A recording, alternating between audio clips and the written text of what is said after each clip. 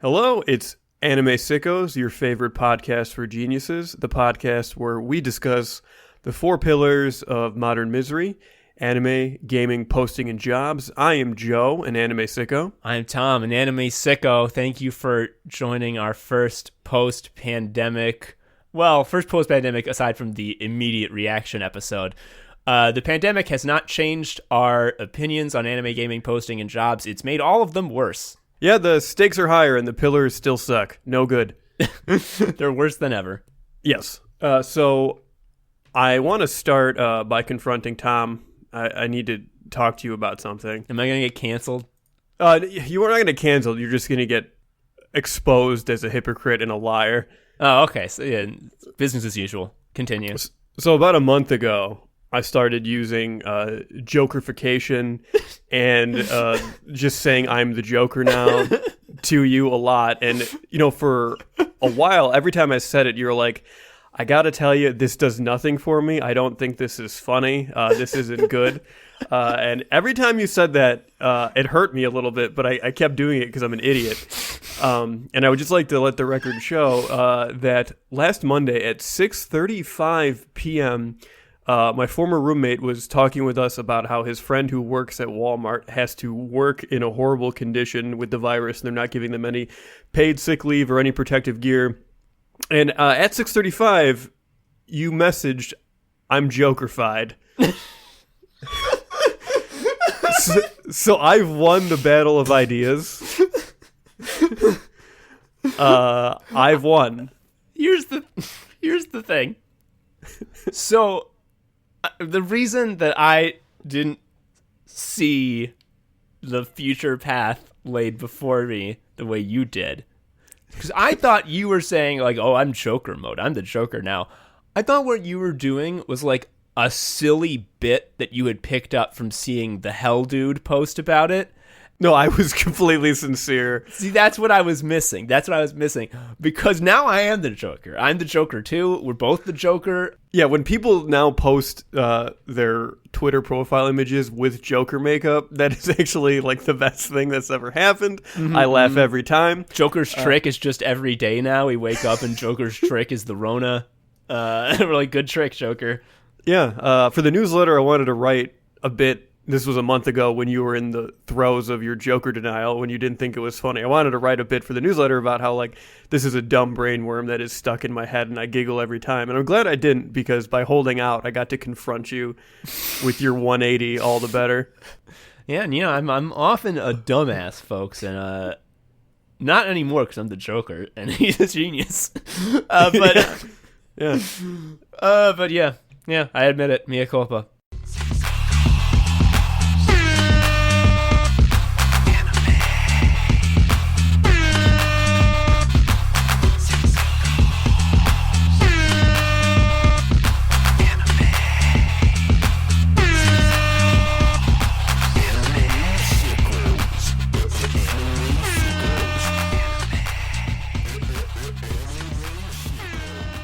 So I've seen a lot of people, now that this social distancing sort of self-isolation thing is getting into full swing, until will be for a while. I've seen people talking about how they want to use this time to get more into creative pursuits that they never had the time to before. I've seen a lot of people talk about like maybe they'll finally get to work on that novel. And Joe, I was talking to you before the podcast about this, and you said that you had a novel writing tip, and you wouldn't tell me what it was. You wanted to save it for the show. So can you tell me what this tip is? Yeah, I also want to point out that I taught college writing for 3 years, so this is the advice of a professional. Mm-hmm. This isn't just some Joe on the street. It's a Joe on the university. Yeah, this is a degreed man. My tip is this: whatever you're writing for your novel, just fucking throw it out and just start over, and instead write about a martial arts tournament where people have powers. Hell yeah! Tournaments are the ultimate form of fiction. Anytime there's a tournament on my screen, I hoot and holler like a big ape who just got given a piece of meat. Yeah, it's the best narrative structure. One of the things that Tom and I have been talking a lot about with regards to tournaments is that, let's say you have the non-tournament part of Dragon Ball. Like, so Dragon Ball Z doesn't have many tournaments. It's mostly just Goku getting stronger while side characters get sidelined, right? Yeah. The cool thing about tournaments is that most characters have to lose. So you get to have the loser characters lose in cool ways. So it doesn't feel like any character just gets totally styled on all the time. Like, Krillin gets to do cool stuff in Dragon Ball, even though he never fucking wins the martial arts tournament, right? And you're talking about, and you're talking about the original Dragon Ball prior to Z, where Krillin and Goku were both tiny fat babies, right? Yeah, they're little Cabbage Patch Kids, and every arc of Dragon Ball basically involves the martial arts tournament. Like, Toriyama was like, what am I going to do with this one? Well, it's probably going to have a tournament. Well, no, you're not being completely accurate here, because what actually happens is every other arc of Dragon Ball is fucking Toriyama is like, I'm going to adapt this arc from Journey to the West, and everyone's going to want to see Bulma's panties. And it's terrible, and it lasts for like 30 chapters. And then you can see what chapter it is where Toriyama's editor said, motherfucker, put a tournament in or I'll kill you. And then there is one. And then after that, he's like, I ate my vegetables, and now I can do the thing I like, which is a sex comedy about Bulma's panties. And they're just like, you can't do that. Have them fight. Yep. Every single part of Dragon Ball that whips ass is the martial arts tournament. It's incredible. And as you said about how often supporting characters get sidelined, yeah, like a fucking tournament, by its very nature, every single character in it has to have a couple of chapters where they are like the most important person in the story because it's their match. Right. Even if they eat shit, the point and lead up to them just getting their ass kicked is they're the Goku now, right? They're the Goku for the rest of this match. And even if they do eat shit, the reason a great tournament is great is that like the jobbers, the guys who are meant to lose, are also badass. Like, even if they just get their shit wrecked, they're serving you need to make them as cool as possible to make the person who wrecked their shit seem even better. Yeah, and the other thing tournaments do really well, which I think My Hero Academia did quite well, which is a character who is going to lose against a stronger character, and it's not an upset, can still have a moment where they put the stronger character on the back ropes. Yes. Like fucking Uraraka versus Bakugo. Like that's exactly what I was thinking of. Like, yes. She's gonna lose. And she loses hard. And never was gonna win. But like, just, she gets a moment to do shit that fucking whips and like takes Bakugo by surprise, and everyone's impressed, including me. Yeah, the fight, he's got explosive powers, and she can make rocks float. And so the whole fight, she's just like dropping shit on him nonstop, right? Am I remembering correctly? She's like trying her best to not be killed by the explosions, and she is surreptitiously touching rocks because anything she touches becomes zero gravity, and she can control. So she's like touching the debris, and he isn't noticing because he is a feral child who doesn't have the ability to hold two thoughts in his head at the same time. Yeah, and his only one thought is murder. Exactly. Like, one of the best fucking bits of My Hero Academia is when they have to pick their hero names, and Bakugo keeps being like, my name is Professor Death Murder Blood Man, and they're like, you're a good guy. Yeah. Anyway, but yeah, she eventually reveals that she has an entire like fucking huge quarry's worth of rocks floating above him that she shoots down at him, and like he's fine and wins, but like for a second he gets his ass kicked a little bit. Yeah, it's reminiscent of the Frieza Spirit Bomb where Goku is like getting wailed on and Frieza just doesn't look up. The fucking other thing that's great about tournaments, especially with the side characters, is that like a lot of the times, even in a manga that has hundreds of chapters and goes long, there just often isn't a lot of time for the characters to do the thing they do. You know what I'm saying here? Right. Like they don't have the time to just like use their power that they can do and have it work. Because often like well, we're actually dealing with some other thing, and there's like a problem that we have to solve, and it's not a problem that you can just solve with your powers. You got to do this, and like this is happening, and et cetera, et cetera. And like actually being able to use their powers is like a very minor thing. Like fucking like One Piece, for example, like Luffy's fucking strong and stretchy, but like every arc, the only time being strong and stretchy is important is like right at the end when he gets to punch the bad guy. And he had to spend like 100 chapters getting to the bad guy where he didn't get to punch anyone. Right. And with the tournament bout, side characters get set up to succeed or at least be effective. Yes. They get to show what they can do. Yeah. It makes me think of how Master Roshi like never successfully uses the thing where he puts a bad guy in a rice cooker.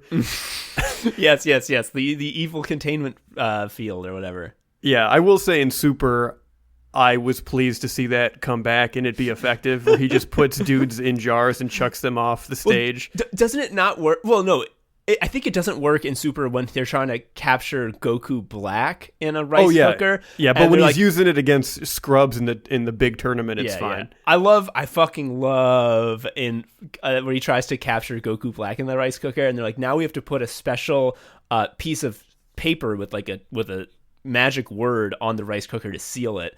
And they're like, uh-oh, we accidentally forgot that at home, and instead we brought a coupon for a titty bar. Yep. Super does have the Dragon Ball tone, I think, better than most of Z does. Like the titty bar coupon is very much a Dragon Ball gag. Yeah. Another fucking great tournament in anime is obviously the Food Wars Autumn Elections tournament. And that's a huge example of side characters getting to do what they do, because like in Food Wars, what people do is cook a big meal, which they don't really do just in the normal course of things. They like have to be in a competition to actually be like going all out and like making a great meal and doing the entire process. Because like Food Wars, you're going to be shocked to hear this, does not actually like show them making their dinner for tonight. It's always like these crazy meals that they only do in fights.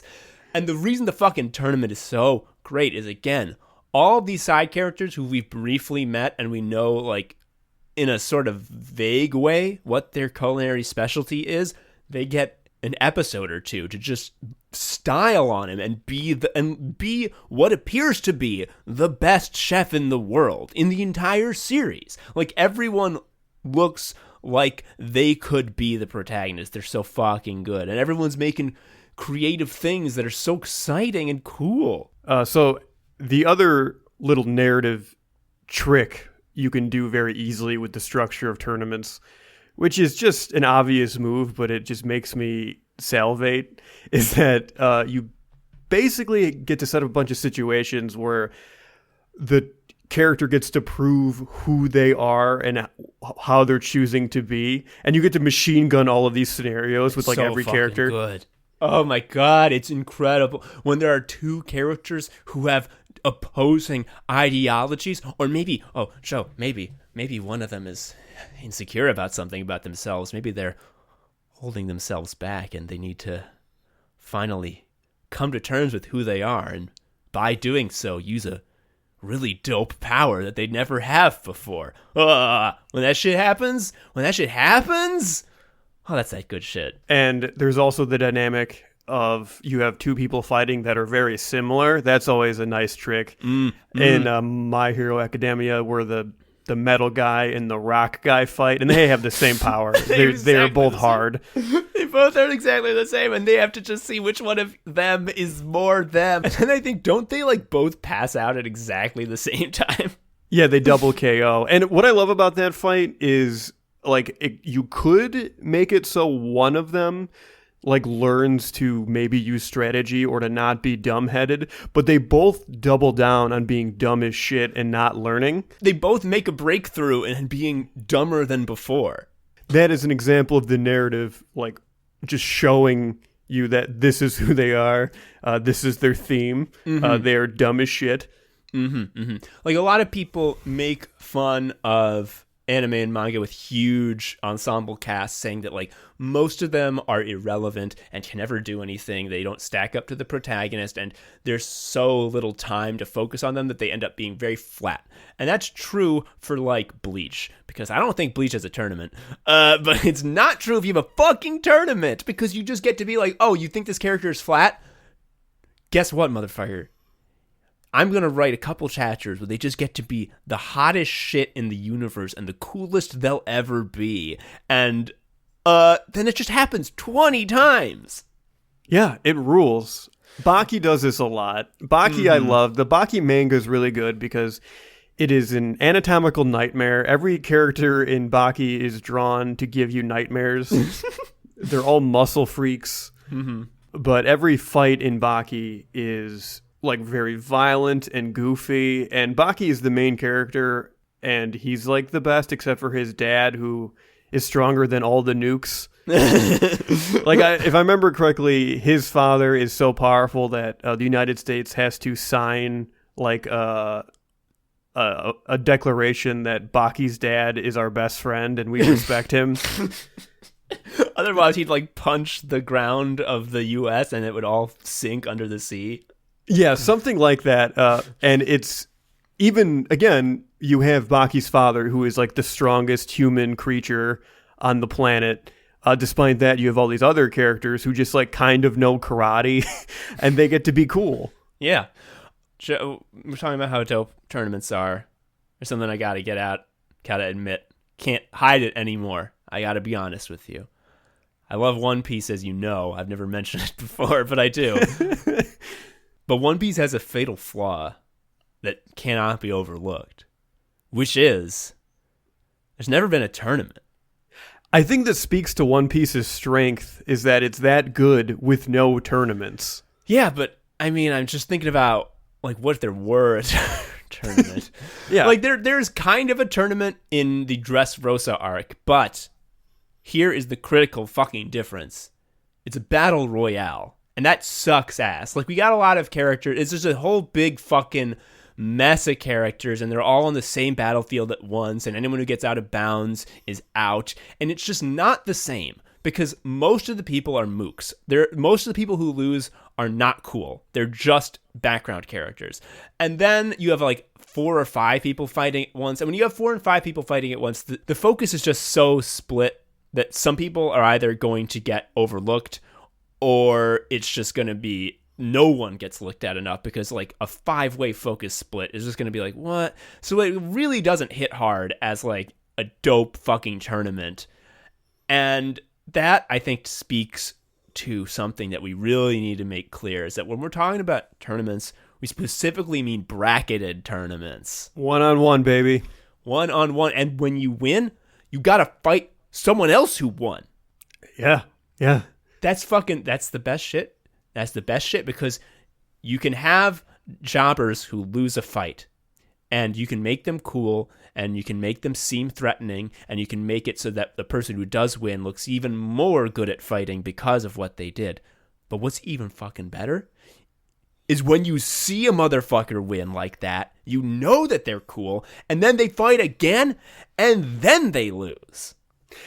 This feels like the author is always picking up 2 G.I. Joes, and it's just like, and now they're stronger and they're going to fight. And you just keep doing that like every round of the tournament until eventually the final thing is so fucking rad. Yes. Because like when someone has won like 2 and 3 bouts, and especially when they're good bouts that are like well written, you fucking love them. But then the person they're going up against has won 3 bouts too. Yeah, statistically, most of them will lose. And God, it's so fucking good. Like, Hunter x Hunter has the tournament at the end of the Hunter's exam, but Togashi tries to be too smart about it. He has the brackets all goofy, and then you don't even get to see the tournament. And it's just like, come on, man. Like, I know you like to subvert expectations, but like, just give us the slop. We want it. Yeah, he also specifically made a point in the fiction that you have a city whose economy runs on looking at tournaments. Yes! And then he doesn't give you it. Yes, it's awful. Joe. I think there's a manga that we both read that I think exemplifies the problem of tournament manga that doesn't have brackets. What is it? So I got Tom. Actually, no, we started reading this independently of each other and like convened. It was a same wavelength thing. There's this manga called Record of Ragnarok, which the premise is all of the gods, and this is like all of the gods across like every religion. So you have like Zeus hanging out with Buddha and stuff like that, have decided, I guess every 1,000 years they have a big god congress and they vote, should humans be a thing anymore?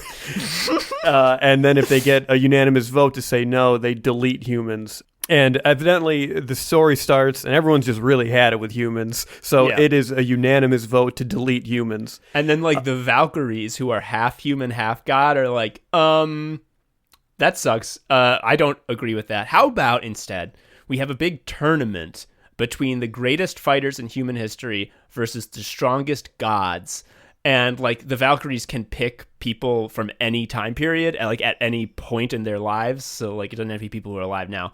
And like let's have a big tournament, and the winner, if the humans win, they don't get deleted. Okay, cool. Let's do it. And the gods agree because they are full of hubris. Yeah, and the problem is, it's not a bracketed tournament. It is just first team to 7 wins, which is fucking bad. It's so frustrating because this manga kind of fucking whips. Like it's really fun and goofy and creative. The fights are cool. The violence is cool. And like everyone has these gimmicks. Everyone's got gimmicks, and all that tournament shit that we talked about how like the tournaments shine the spotlight on one character and really make them seem extremely rich and cool, and then you get to see them do the thing that you like that makes them cool, and they get to just do it all out with no fucking hesitation. It's so fucking good. Like there's like the one fight that is Adam versus Zeus. Yeah. And by Adam, I mean like Bible Adam, like everybody's dad. Yeah, the guy who's naked with a fig leaf, which is how he appears in the manga. Yes, and his special gimmick is that Adam was made in the image of God, and God is all-knowing, so Adam is all-knowing. So if he sees you use a martial arts move, he can copy it. So Zeus is fucking buff as shit and the strongest god, but Adam can do exactly the same shit, and it's so dumb. Yeah, it's really dumb. Also, like your description of like why he can copy people's powers with that god shit, like that logically makes sense, kind of. Like that is peak anime brain, right? It really is. And like there's a flashback where we see how Adam and Eve were poorly treated and doomed, and their lives were ruined by the hand of the divine. Actually, Eve never ate the apple. It was all a big frame up. And Adam hates God, and he loves humanity, and all of humanity is in the stands, by the way, cheering for Adam. They're everyone's dad. Yeah, I want to make it clear that everyone in the stand is like, we love you, Dad, because technically, yes, he is everyone's dad. I think at one point someone says a Shakespeare quote, and they cut to Shakespeare in the audience, and he says, I wrote that. Yes, yeah. There's a bunch of dumb shit like that in it that is delightful. But there's a problem. There's a problem. The problem is that there's no brackets. It's first to 7 shit sucks. Yeah, when someone wins a fight, they're out. You never fucking see them fight again. Yeah, and the thing that sucks is like when a person loses, they're dead and gone, so you don't get to see them ever again. Like even if they were a cool fighter who gets destroyed, they're just gone. You don't get to get any flavor with them afterwards. Yeah, they never get to like comment on something in the ring. They never get to see the person who beat them and like comment like, oh my god, they're developing even more than when I fought them. They're just gone, and the person who beat them doesn't fight again. Yeah, they're taken out.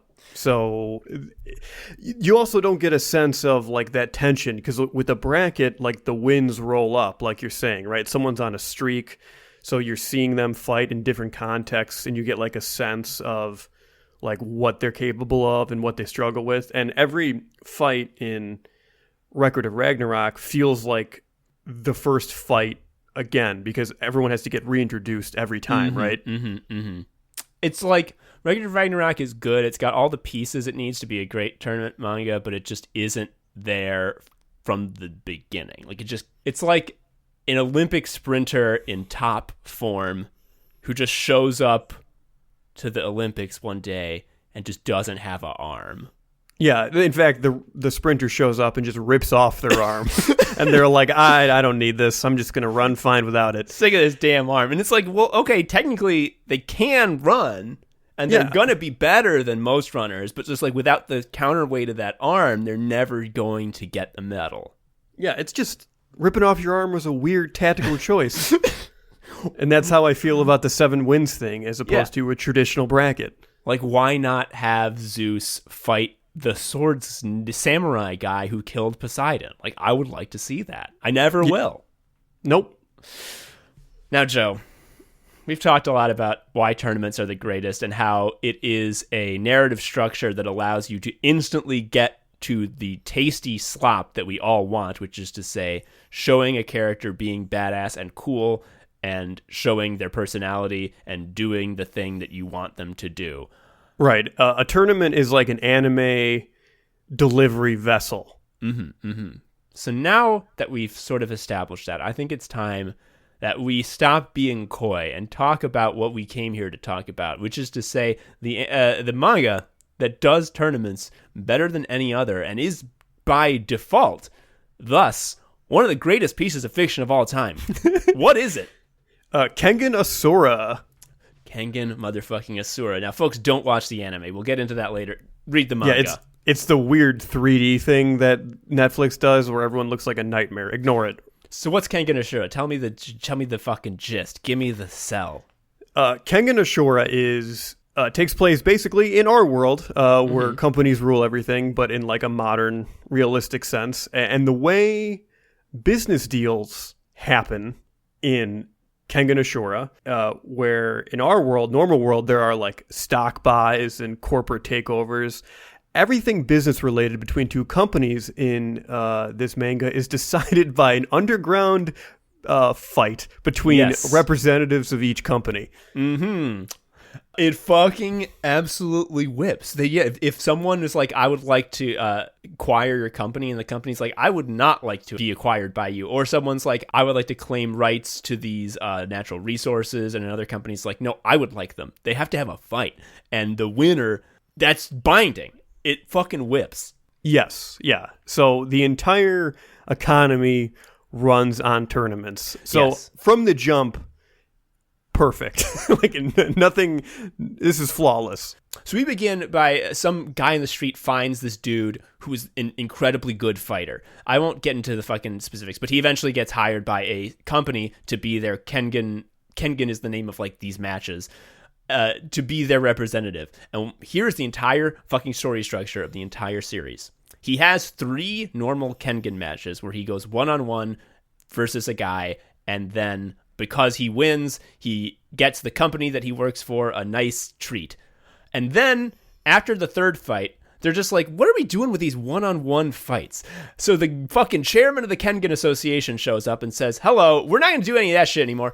We're going to have a big tournament where every single fucking corporation in Japan sends a representative in a big bracket, and we're going to see who is the best company in the world. And then that tournament happens, and then the fucking series ends. Yes. You have 3 baby fights to kind of work the kinks out and get you on board with the world, and then it's just a tournament. That's all there is. It's a tournament. Yes, this is the motherfucking Kengan Annihilation Tournament, which has... I'm not fucking joking. 32 participants, every single one of which is so fucking cool. Yes, it's worth noting that 32 that Tom just mentioned is already filtered. On the way to the tournament, they all have to take this boat, which is basically a big filter because there's people are like competing on the boat in like a battle royale, and there's some other shit happening for those 32 slots. If you're like one of the top corporations, you just get a slot in the tournament for free. But if you're like a sort of mid-level, you have to put your representative on the shit boat, and they had to be one of the 5 people who doesn't die. So the character who is learning about this crazy shit as the reader is named Kazuo Yamashita, and he is like just a schlubby salaryman. Yeah, he gets picked up on the street by the CEO, and he's like, I like you, buddy. And he's like, oh, fucking why? And he's like, I feel like you know about fighting. Yeah, and like the reason he gets picked to be a manager is because his parent company is like, well, if I send you in as like a puppet, that's like potentially one more slot, right? Yeah, so our yeah. chances are better. Yeah, he invents a fake corporation for him to be the CEO of, so that like that corporation has 2 entrants in the tournament actually, and like that's a pretty common thing. Joe, we gotta talk about these motherfucking fighters. So like the titular Ashura is the guy that is found by Kazuo on the street, Tokita Oma, who is a feral child who another in the long line of animes where there is just a trash city where like part of the world is just a big dump and there's no records of anyone who lives there. He's from there. Yes, it's the same thing as Meteor City from Hunter x Hunter, which is a big landfill where bad guys come from. The evil garbage dump that he emerged from has no rules, so the fact that he came out alive means as a kid he was like a murderer. Yep. I mean, he knows Nico style, which is fucking crazy street martial arts with 4 fucking kata of like adamantine, water, fire, and wind that are all represent different sort of martial arts moves. And this is something that I think now needs to be brought up, is that the fucking author and the editor of this series are both like practicing martial artists. And it's a huge fucking asset to the series as a whole, because like all these guys have powers. Like they don't have like, they can't like shoot out fire, but like they're doing shit that's like patently impossible. Like there's a guy who is blind, but he can smell blood and he fights fine. There is a fucking clan of fighters who have been fighting for like thousands of years, who are able to like sort of unlock their full. Everyone has a mental limiter that prevents them from using their full strength, and only they can unlock their limiters. And it's like, that's not true, but yeah, and that explanation rules, because there's a lot of this in the manga, which I'm addicted to, which is like you have some sort of anatomical or biological fact that's like technically correct, right? Yeah, and then he just like throws it half out the window and he makes it real goofy. Yes. Like the limiter you just said is like in the in manga rationale for it is like the body does that because like if you didn't control your own strength, you could like hurt yourself like by like ripping out your own arm or something, like something crazy. This clan has been specially bred for hundreds of generations to be great at fighting, so it doesn't hurt them. Yes, and it makes them all veiny and gross. Yeah, they look fucking awful. And the whites of their eyes are all black instead of white, and they look spooky. But like, there's shit like that that's goofy as hell, but like, the actual physicality of the moves is grounded in guys who know like what sort of movements and stances actually generate power. And the art is fucking incredible. I have not seen an artist depict motion and impact and flexibility as well as the illustrator for this. He is just on another level. This is another reason not to watch the anime. Even if the anime was competently produced, fucking read the manga. It's so incredible. It's like a masterclass of drawing impact and motion. There's tons of instances where a page turn greets you with like a full splash of just like a brutal punch or kick that you weren't expecting. And like you feel it. Yes. I don't think there are any absolute jobbers. There are 2 absolute jobbers in this bracket. People who do not even put up a hint of a fight, and their only purpose is to be absolutely destroyed, demolished, annihilated in one hit. One of them is a guy who is a decathlete, and there's this huge lead up talking about how he is the ultimate sportsman. Every part of his body is honed to perfection. He is absolutely great at all of these. He picked a decathlon specifically because it is the sport that demands the most of you, and he's the best at that. And there's never been a better decathlete than this guy. And he's going up against this dude who, his sort of gimmick is that he's extremely strong, but he's always like very self-conscious that like, maybe I'm shitty. Like maybe I'm going to lose and that I'd get hurt. That'd be bad. And like, he's never lost, but he's super like anxious all the time. So this is getting built up so fucking much. There's this long build up. It's going to be the biggest fight. This is a big deal. He's so nervous. Am I going to win? The decathlete is like, I'm definitely going to win. I've been training so long for this. It's my first Kengan match. I'm going to do it. And then there's one page turn where there is a double page spread of the decathlete getting fucking destroyed. And when I saw that, I had to like, my wife was sitting next to me, we were on an airplane. I just like poked her on the shoulder. I'm like, fucking look at this. And she didn't give a shit, but she was like, that's really fucking good. Yeah, it's just one frame of that guy getting one shot. And then the guy who was nervous was like, wow, he was strong, but I was stronger. That was lucky. Yes. He's the best. Joe, what are some of your favorite fighters? Okay. One thing that I want to make clear is that even the people who lose in the first round, many of them kick ass. The guy I really like who loses the first round he's not even like a fighter. He's just a commercial fisherman. Yes. Oh, God, where is he? Yes, his name is Karo Yoshinari. Yes, he rules. So basically, he's just a big, buff guy. And I mean like buff and like wide in the way that you would be if you're like a longshoreman. Like he's not like Atlas, like perfect physique. He's kind of like a chunky guy who's clearly strong. Yeah, he's got a huge gut, but it's all muscle. Yeah, and there is a part, and this is what we're talking about, where you get to exemplify losers doing something cool. There's a part where in his fight, he's fighting Sai Pang, who basically his thing is his skull is made out of diamonds. Yeah, he practices Burmese martial arts, which are really sort of brutal, and the main sort of signature move is the headbutt. And his sort of like character gimmick is that he's just constantly yells everything and is constantly extremely fired up and hyper confident, and constantly is yelling about how much he can't wait to kick people's asses. So he is like absolutely destroying this guy, being like this no holds barred, hesitation free, like flurry of limbs and headbutts. Right. So the fisherman gets headbutted with the diamond headbutt, and he's fucked up. Right. He's like woozy, and like he's got his bell rung. Yeah, and like the narrator and the announcers are like, this happens a lot when people fight Sao Pang because like they get concussed and they lose their coordination. And the big reveal is like, yes, the fisherman has no coordination, but him getting his bell rung and being like all loopy made him incredibly flexible and balanced because he's used to being on the ocean all the time. Yes, he doesn't have his land legs. Yes, so him getting hit in the head gave him his sea legs. And he does these there's these amazing panels where like he gets hit and he like looks like he's gonna get knocked over, but like because he has his sea legs because of his brain damage, he like does this crazy pose where he like pivots his entire bulk on like one toe and like is fine and hits Sao Pang back like super hard. It fucking whips. Yeah, he becomes a ballet dancer who weighs 400 pounds. It is incredible. And like he loses, but like that's really cool. Yes, it was a dope loss. Like you can't be bummed about it. It didn't just feed a jobber into a strong character. And like a lot of the guys who lose don't die, and like they have to watch the entire tournament too.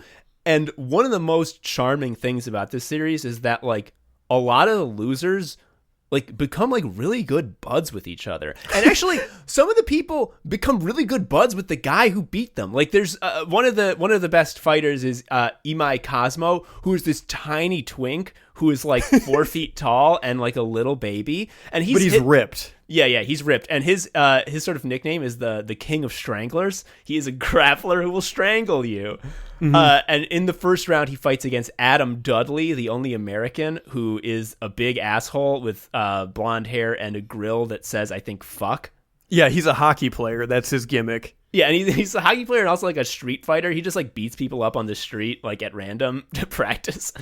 And he's like twice the size of Cosmo. And what happens is Cosmo uses his signature move where he is 4 feet tall, and when someone's trying to punch him, he ducks real low out of their field of vision. They don't know where he is, and then he gets them in like a 3-point hold and strangles them until they're unconscious.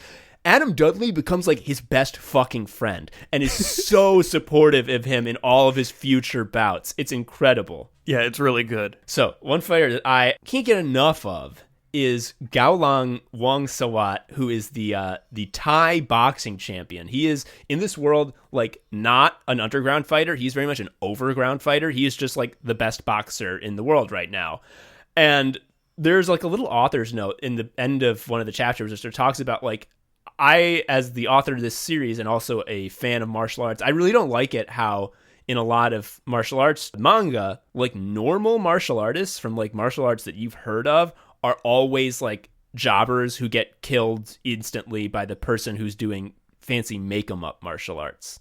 Right. You always, whenever you see like, oh, I'm the best boxer, it's like, well, I'm the best street fighter, and I kicked your ass easily. So he was like, the best boxer in the world is going to be really fucking good at fighting.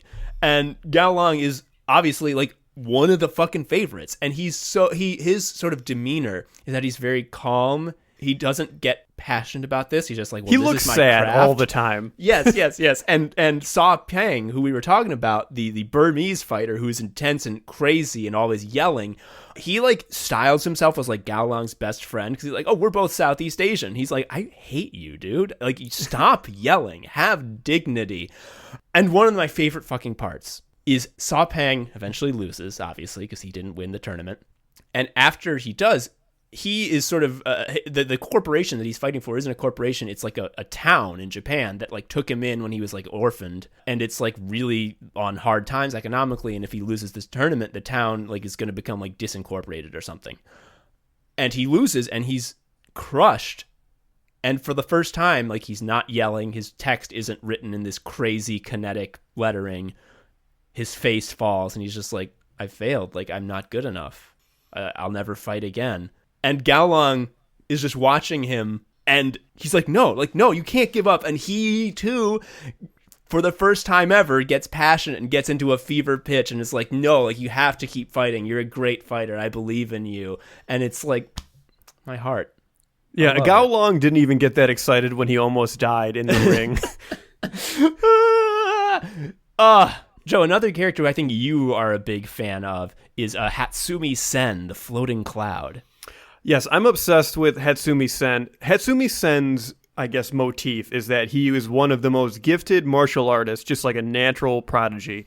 And he was in line to become the Fang of Mutsudo. And the Fang of Mutsudo is basically the number one fighter for the most powerful company. It's the guy who's like throwing this whole tournament, right? Yeah. And he ends up not becoming the Fang because he just decides he wants to drive a car around and talk to babes. Yes.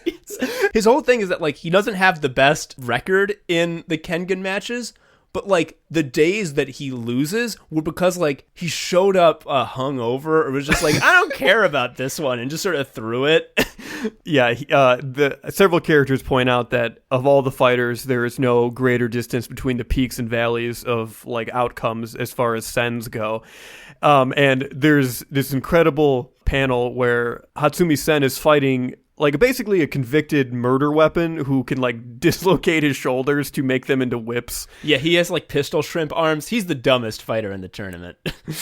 He's pretty bad. But there's this amazing panel where like he's like running around and like barely dodging these pistol whip punches, which would for sure murder him.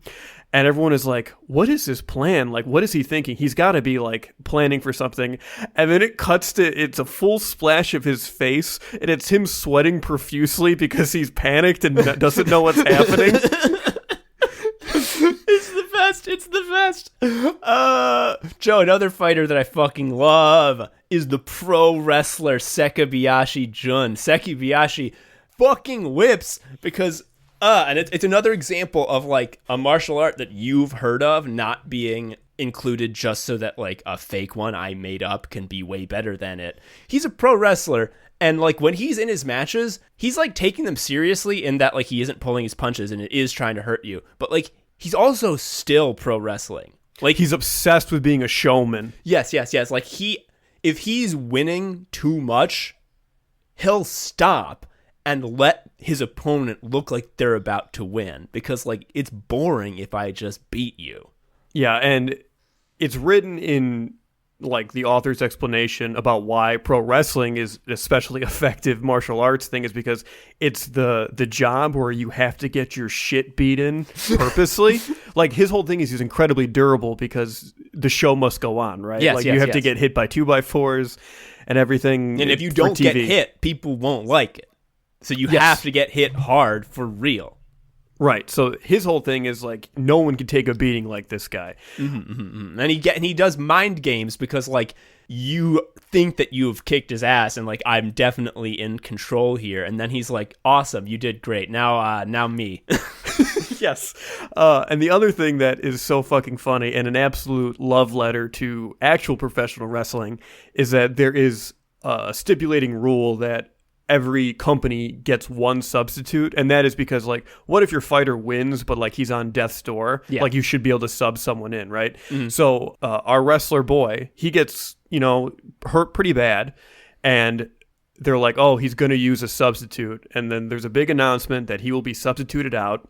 And everyone's like, who's the new wrestler going to be? And the new wrestler is him again, but in a different gimmick. Yes, it's in like his like risen demon gimmick. And it's just like, I've come from hell to defeat this guy. Yeah, it's like Mankind went back to Dude Love for a match. It's so good. And everyone's just like, wait, that's the same guy. And some people are like, respect pro wrestling. It is not the same guy. Oh, yeah. And then even the guy who ends up fighting him is like, oh, it's the same guy. He's going to use the same move. And the guy's like freaking out because he's like, this guy is fighting completely differently. This is not the same guy. He's so good at pro wrestling that he's also an amazing actor. It's the fucking best. Joe, one other fighter that we have to talk about is Kono Haruo, the Sicko. Yes. There is a character who is literally a sicko. You know how we say the 4 pillars of despair ruin you? This is a character who gets ruined by the 4 pillars of despair. His sort of introductory flashback that lets us know who the next fighter is going to be is he is from like a rural Himalayan tribe that like doesn't have contact with advanced civilization, and he is just like a once in a generation prodigy. He is humongous. He is so strong. He saves the village from like marauding wildlife again and again, and it's absolutely no trouble for him. He is the most selfless child they ever seen, and he's constantly doing these superhuman feats of strength to bring the village prosperity and joy, and he loves his simple life and his friends. Like, they have the coming of age ceremony where like you turn 13 and you have to become a man. You have to like crawl down this sheer rock wall, grab a mountain goat, and carry it back up, and all the other kids are like little stick boys like they would be if they were 13, and he looks like a fucking Goku. And he's like, oh guys, don't worry about it, I'll do it for you. And he just like hops down the rock wall, gets like 10 goats, and hops back up, and he's like, now we're all men. And some motherfucking executive hears about this man mountain who is, to the be great clear, fighter. Not any executive, it's like the CEO of definitely not Nintendo, but totally Nintendo. I'm looking at the wiki. It's Nintendo. Yeah, it's the video game guy. He's like, I've heard about this great fighter. We need a Kengan match fighter. Let's go get him.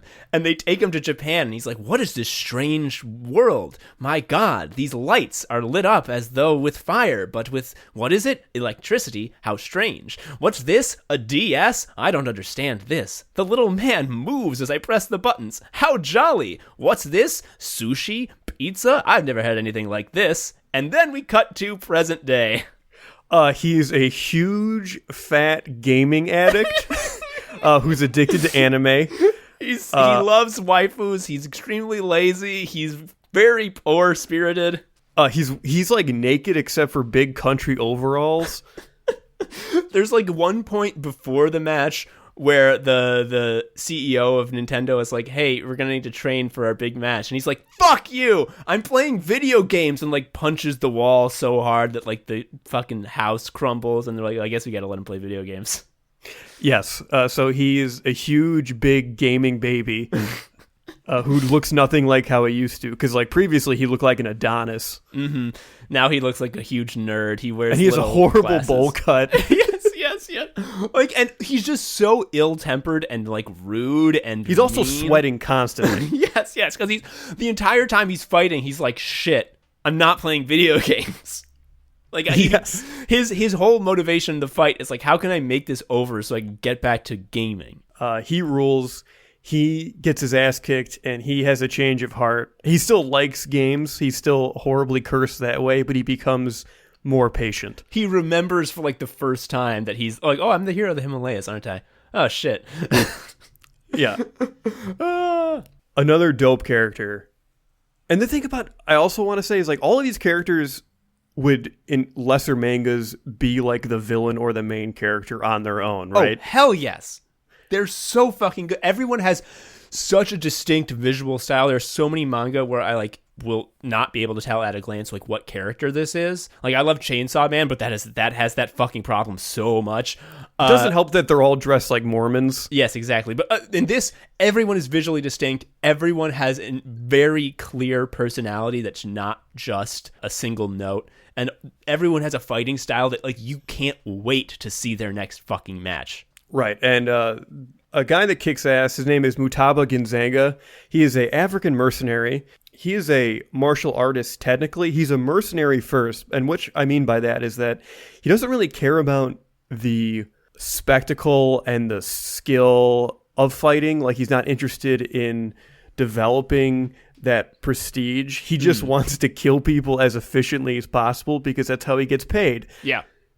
And so, like, a lot of people are like, I'm in this to prove that my style of martial arts is the best. His is just like, well, I got a big paycheck to be in this tournament, so I'm going to do it. So what does that mean? His moves are not fucking around. He gouges out your eye and knees you in the balls. Like, he is all of the no-nonsense moves. His like signature move that he wants to finish you with is the heart tap, where he does a fucking karate chop under your rib cage, and he pushes up and sort of stabs your heart really hard with his hand. Which, if you're wondering if that hurts, yeah, because you die. Yeah, because everything stops. And there's one of the best fucking fights is he is fighting the pro wrestler Seki Bayashi, and he sort of sticks his finger in Seki Bayashi's eardrums and pops them, and so he can't hear well, and he's also really disoriented. And you think, well, obviously that's the end for him, but Seki Bayashi pulls out some fucking pro wrestling shit and does an eye gouge on Muteba. And it's not a fake eye gouge. He really does, like, scoop out the goo from his eyes. And we think, like, oh, shit, well, that's him done for. He can't win. And then he just gets up and he looks the same. And he's like, I was blind the whole time.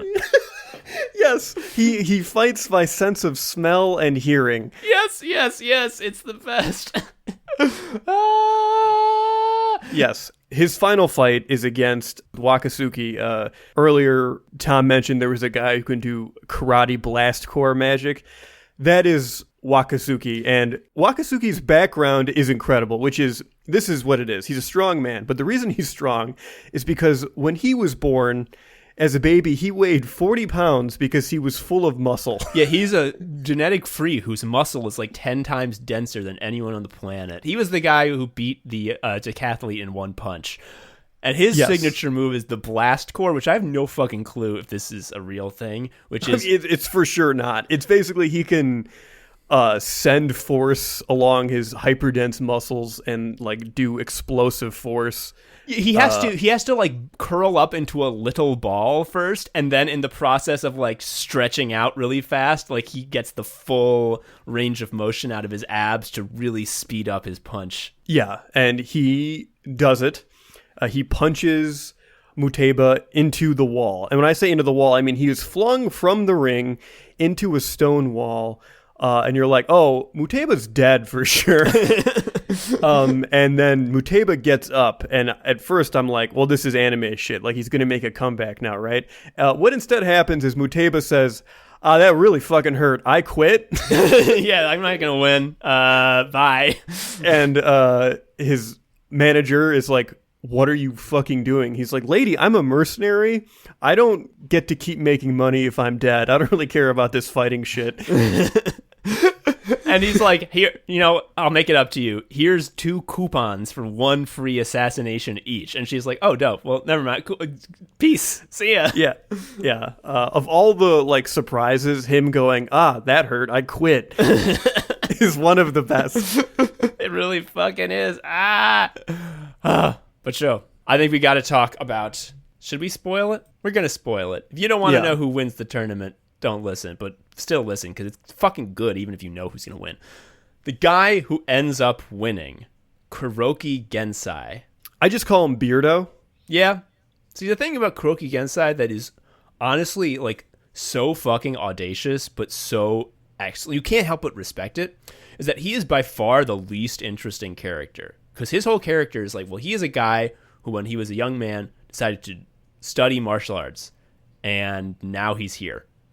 It's all he's done. His whole life has been that. And there's even some observations by him where he's like, a lot of these fighters have weird gimmicks or just are freaks. They're not real fighters. And he's, of course, referencing the guy with the dislocated shrimp pistol arms I'd mentioned. There's also a doctor who like has blades in his body. Fuck that. Don't worry about that. There are often times when people will be fighting and he'll just be like, well, I guess they have some talent, but like they're not that great. And, you know, they end up losing, and he's right. And he doesn't have any sort of like personality gimmick. He isn't like particularly colorful. He is just like, well, I'm here to fight, and I have trained for a long time to fight, and I am confident that I will win my fights against all of you. He does. Yep. He just rinses the main character in the final bout. The main character at this point is heavily damaged. Another thing that I want to really near death.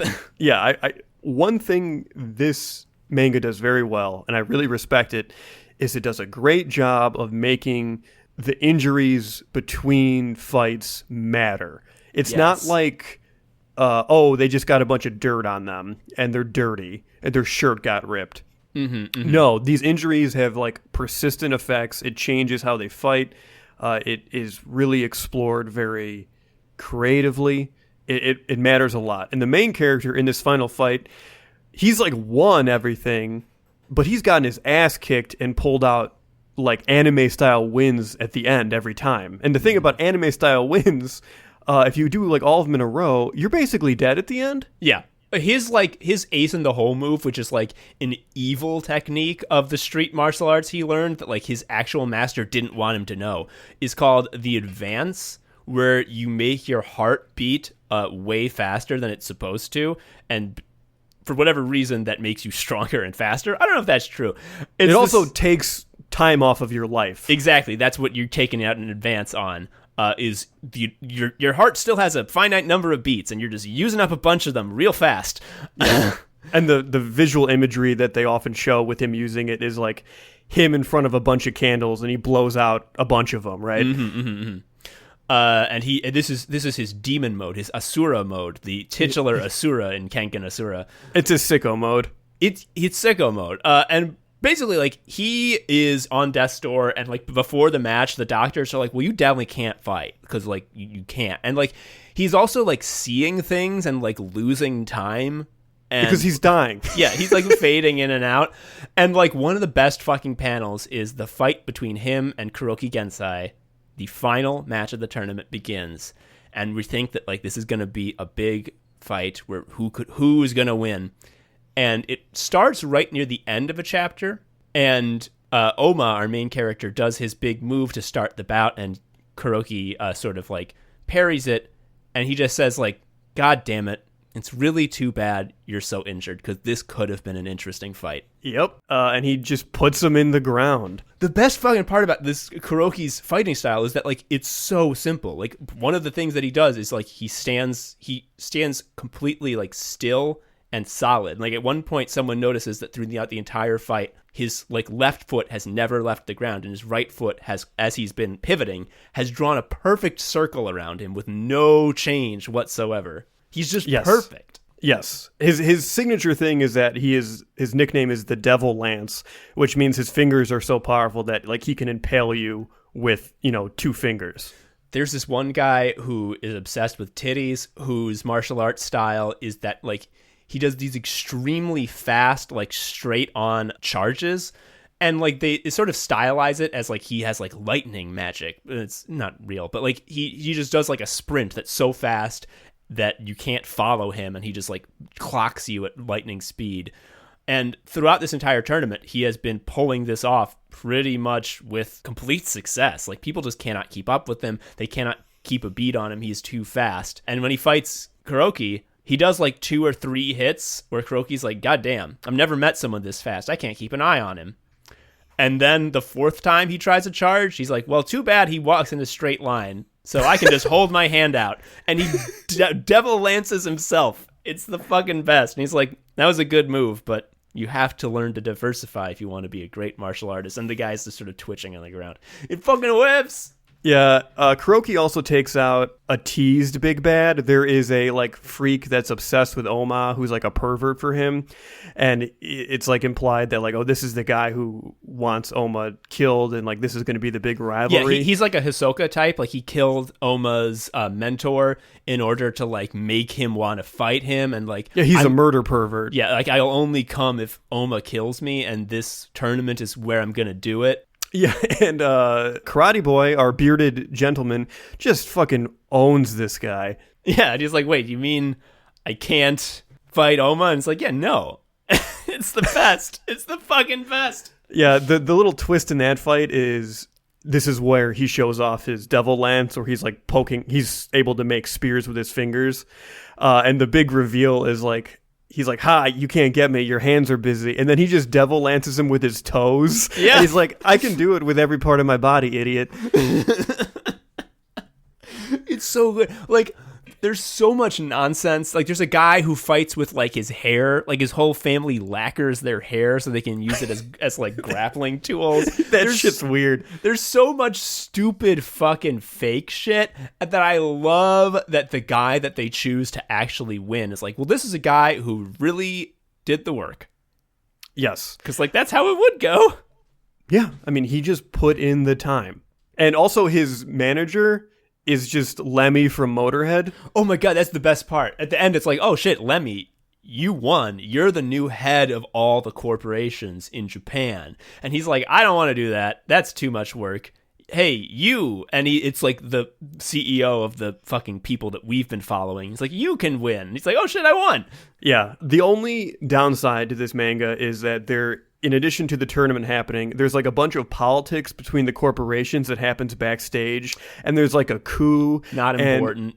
It's interesting, but every page devoted to like, oh, the CEO of the electric company has a plan that this guy doesn't know about. It's like, I want to see the boys fight.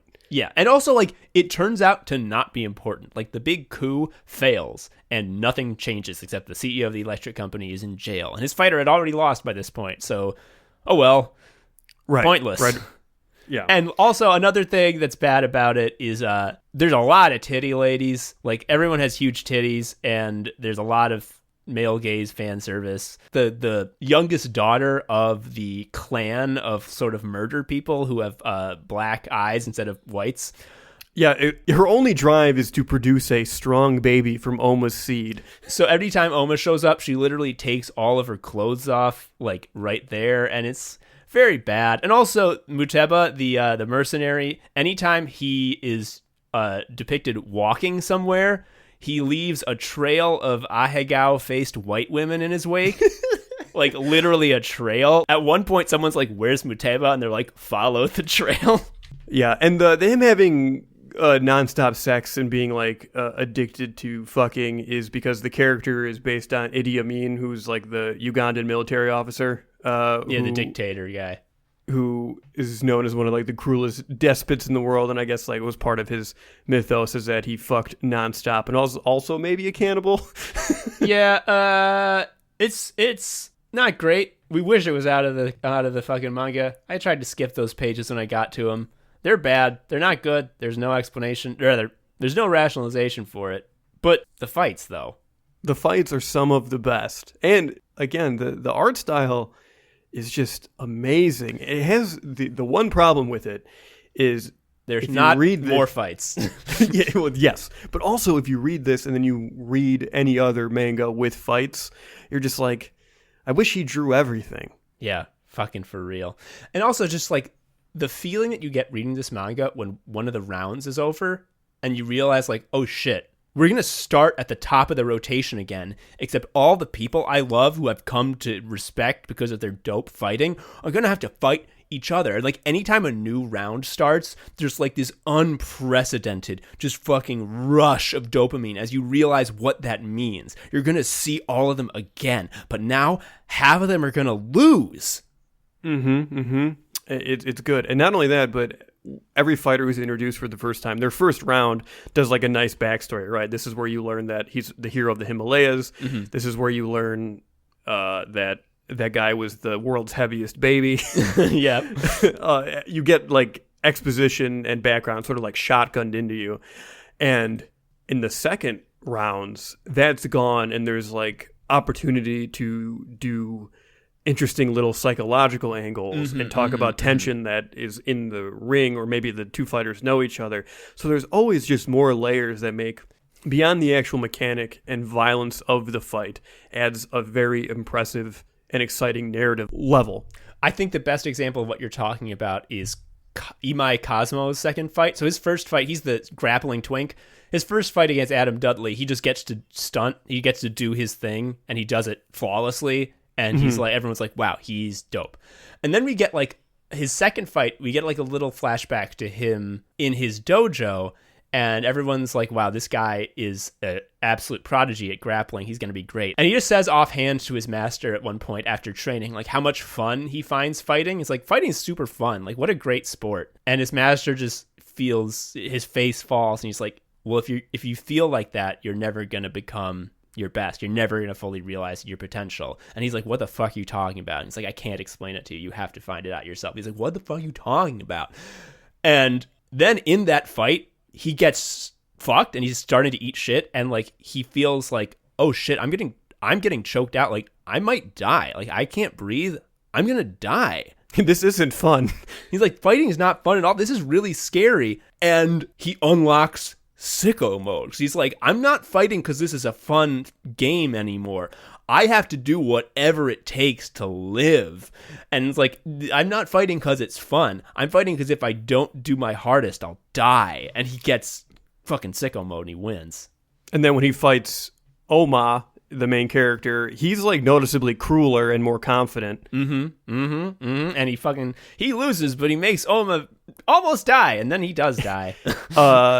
If I'm remembering correctly, Oma wins by choking him out with his own arm. Yes. It's awful. Which is an embarrassing way to lose if you are the king of the stranglers. Yup. God. What a good fucking series. I love Kengan Asura. You should read it. Joe, is this right what I've heard, that there is a continuation series currently being serialized? Yes, there is. It's happening right now. Kengan Omega is the term. It follows like a time skip of 5 years or something following the big tournament. So it has a really nice dopamine hit of like, you know, all those cool guys from before? Well, here they are. And it's fun because, surprise, surprise, there's going to be another big fucking tournament. Hell yeah! This time it's because you have Kengan Asura, which is an underground thing, right? Like it was an underground tournament. This is how all the companies do it, right? Yeah. There is a made-for-TV public fighting league. No way.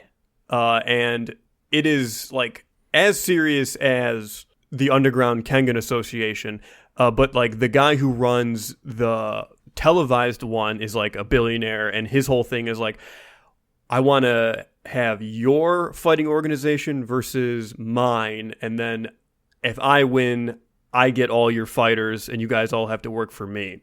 Shit. So it has that thing where there is sort of like a character who like walks in all this. Unlike Oma, who is like an amazing fighter, the character who you sort of follow for a while and who's sort of like walking through the underground Kengan life for the first time is just like a really strong karate kid. I think he's like 20 or 19. He's very young, and he's like very strong, and he's definitely like one of the best like competitive karate people, but he is not Kengan good, and he's trying to get Kengan good. Oh, this sounds dope. That's really interesting. And then of course you get to see all your favorites from before. Hell yeah. And I will say, the huge big sicko from the Himalayas, he does become a professional wrestler. Oh shit, yeah, because he loves Sakibiyama. Yeah, he it's really respects him. Yeah, he's even bigger than before. Like they see him again, he's like, you get bigger every year, and he's like, hell yeah. Oh, I love it, Joe. I think the thing we have to leave our dear listeners with is that A tournament is a structure that you can use in fiction to cut out all the shit that you don't care about. There's no filler required. It's like when you get a fucking pack of Starburst and you're like, I wish it was all pinks. A tournament is all pinks. It's just like there's no need to have the connective tissue, because the connective tissue is like, have you heard of a tournament before? Okay, cool. Well, that's what's happening. And you can just fill it with all the shit that you want. And there is literally no better tournament media than the fucking Kengan Ashura manga. Read it, please. Do not watch the Netflix thing. It's that weird 3D thing. Yeah. It don't. Just read the manga. It's the best. It just is. Yeah, the fucking 3D models are going to look stiff and weird, and you're not going to like it. Just read the manga. It's also going to take you shorter because you don't have to like listen to people speak lines aloud. You can just read it really fast in your head. Yeah, and it's not like a Dragon Ball or a Bleach where it's forever long. Like, it's a good length, but it is contained. Yeah, like we told you that it's 3 fights and then a tournament. That really is it. Once the tournament's over, the series is done. Yes. Please check it out. If you do, tweet at us at Anime Sickos and tell us about who your favorite fighter is. Yeah, we're obsessed with this. We love it. They're so fucking cool. I love all the guys, except the ones who are villains. I don't like them. Yeah, the only lame one is there is one guy who like lives in a Mickey Mouse costume, and he's like, I want to die to bring honor to Disneyland. That guy sucks. Also, there's a guy who's like, I am the perfect chameleon. Any fighting style that I see, I can instantly replicate. Look at this. And he takes like Gaolong's boxing stance, and like for a second he's drawn as Gaolong, and Hatsumi Sen is the fighter fighting him, and he's like, oh shit, fuck, I don't know if I can fucking beat Gaolong. He's really good at boxing. And he's like, and you think that's impressive? I can be also this other fighter. And he takes their stance, and Hatsumi's like, shit, this is scary. I might lose. This guy's really something. And then there's a little flashback that's like, turns out that this power that he claims to have is fucking made up, and he actually just looked at old tapes of Gaolong and spent 5,000 hours practicing to get a similar look. And like the fight is like Hatsumi is keeping his distance for a couple minutes, then realizes like, oh, this motherfucker doesn't know how to fight at all, and then just ends him. Yeah, this guy shadowboxed in front of his TV for 1,000,000 years. Yeah, he shouldn't have entered. It's so fucking good. Really, the amount of dud fights compared to absolute bangers is fucking minuscule. It is a statistical outlier that should be not counted. Also, all of the bad fights, of which there are very few, are very short. True. But some of the shortest fights are the best fights, like when Wakatsuki beats the decathlete in one punch. Jesus Christ, I want to read this shit again. This has got me so hyped. Yeah, I'm probably going to reread it. I definitely recommend continuing to read Kengan Omega. When you read Kengan Ashura, it was done, so you got to shotgun it with finality. It is still ongoing for Omega, so you might hit that horrible experience of like binging something awesome, and then you're like, now to sit every week. Yep. I'm there with One Piece. It's so fucking strange. Like, I've been there with One Piece for a year, but it still doesn't feel right. Right. Anyway, we've been Anime Sickos. Thank you for listening. I'm Joe, an Anime Sicko. I'm Tom, an Anime Sicko. I hope you read Kengan Ashura. Bye. See you. Thank you for listening to Anime Sickos. I've been Tom, a sicko. You can follow me on Twitter at TomHarrison19. Joe is also a sicko. You can follow him on Twitter at ShariaUncle. You can follow Anime Sickos on Twitter at Anime Sickos, or email us at animesickos@gmail.com. Please leave us a review or something. I don't know. Tell a friend. Anyway, until next time, bye.